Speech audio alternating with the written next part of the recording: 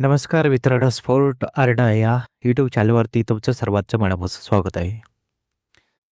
महिला टी-20 विश्वचषक 2026 मध्ये भारत आणि पाकिस्तान यांच्यातील बहुप्रतीक्षित सामना काल पार पडला.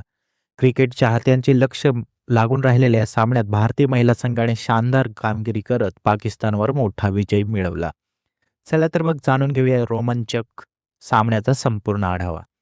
काल झालेल्या आयसीसी महिला टी-20 विश्वचषक 2026 मधील भारत विरुद्ध पाकिस्तान सामन्यात भारताने शानदार विजय मिळवला. भारताने प्रथम फलंदाजी करत 20 षटकात 170 धावा केल्या. स्मृती मंदानाने उत्कृष्ट 68 धावांची खेळी केली, तर हरमनप्रीत कौर आणि ऋचा घोष यांनी महत्त्वपूर्ण योगदान दिले.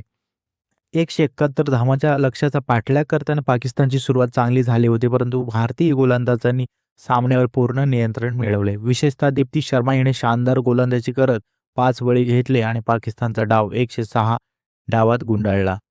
भारताने हा सामना 64 धावांनी जिंकत महिला टी-20 विश्वचषक 2026 ची दमदार सुरुवात केली. स्मृती मंधानाच्या अर्धशतकासोबत दीप्ती शर्माच्या उत्कृष्ट गोलंदाजीमुळे भारताचा विजय अधिकच स्मरणीय ठरला. या विजयामुळे भारताचा नेट रन रेटही मजबूत झाला असून संघाने स्पर्धेत आत्मविश्वासपूर्ण सुरुवात केली आहे.